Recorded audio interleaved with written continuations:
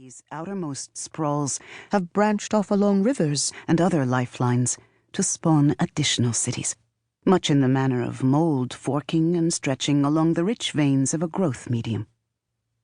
Too close together, you would think.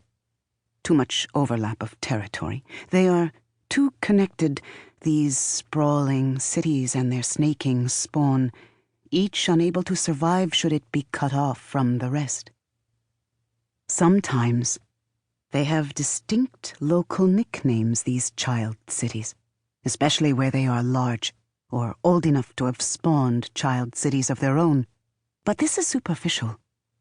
Your perception of their connectedness is correct.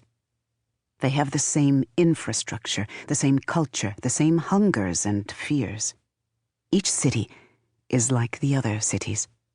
All of the cities are, effectively, one city. This world, in this now, is the city's name, Sil-Anagist.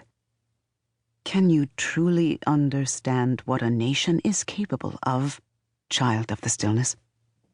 The entirety of old Sansa, once it finally stitches itself together from fragments of the 100 civilizations that live and die between now and then, will be nothing by comparison.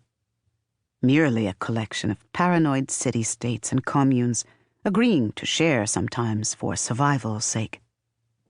Ah, the seasons will reduce the world to such miserly dreams. Here now, dreams have no limit. The people of Sil-Anagist have mastered the forces of matter and its composition. They have shaped life itself to fit their whims.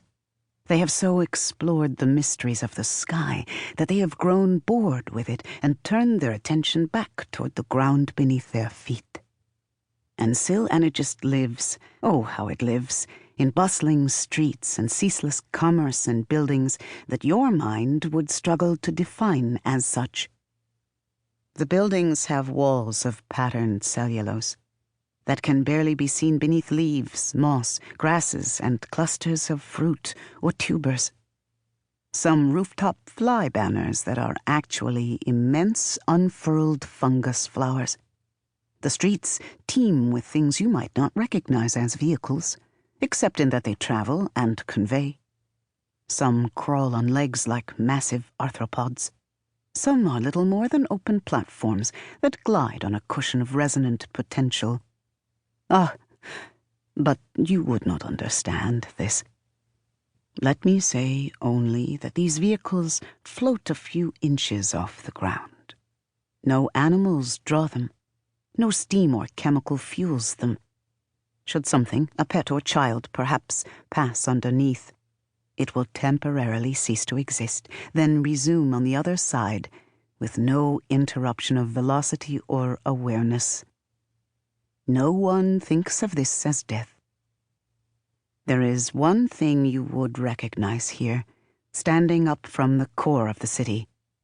It is the tallest, brightest thing for miles, and every rail and path connects to it in some way or another.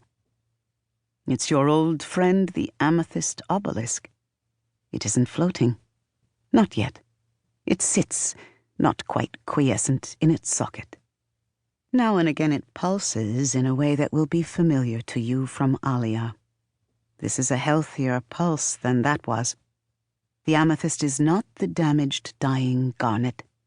Still, if the similarity makes you shiver, that's not an unhealthy reaction. All over the three lands, wherever there is a large enough node of Sil-Anagist, an obelisk sits at the center of each. They dot the face of the world, 256 spiders in 256 webs, feeding each city and being fed in turn. Webs of life, if you want to think of them that way. Life, you see, is sacred in Sil-Anagist. Now imagine, surrounding the base of the amethyst, a hexagonal complex of buildings. Whatever you imagine will look nothing like the actuality. But just imagine something pretty, and that will do. Look closer at this one here, along the